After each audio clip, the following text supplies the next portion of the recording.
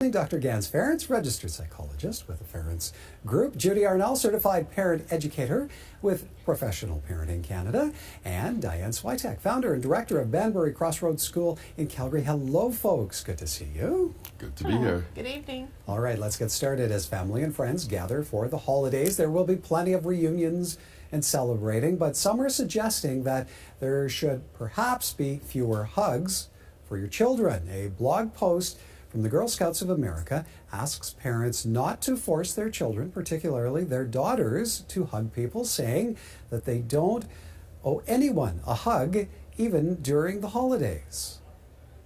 It's allowing children, particularly girls, the space to decide how they want to show affection. It's important for kids to feel empowered and brave enough to share how they want to share.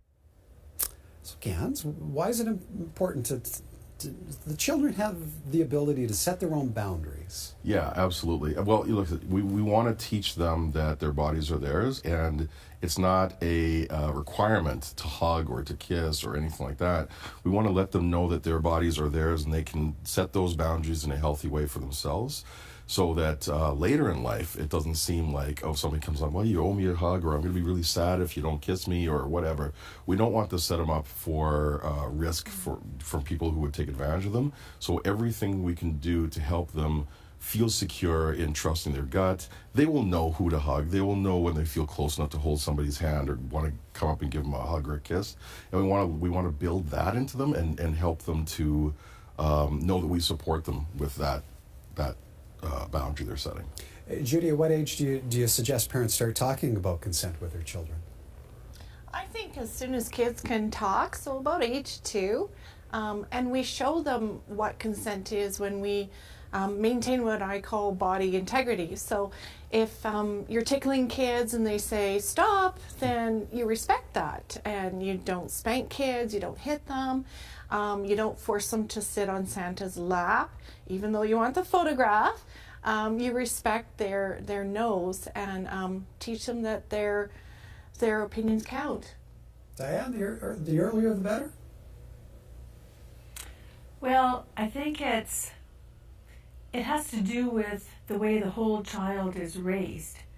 And one reason that this is being brought up now is because it's happening in the Christmas season when people are expecting signs of affection and gratitude, and I have never believed that it was necessary for children to have to show particular stylized expressions of gratitude or affection. I have met people who raised their children without those types of stylized expectations, and their children grew up as lovely, socially adept people.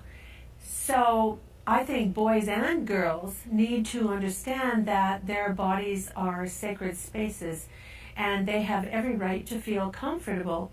If a child is feeling shy about expressing gratitude for a gift, or they don't feel like running to hug an uncle they haven't seen for 10 years, I think that the important person here is the child, because the adult can soothe themselves and not feel rejected. They are old enough to know they are worthwhile human beings. It's children who are more vulnerable in this regard. I think it's a matter of respect. We have to respect children. Guys, that's an interesting point there.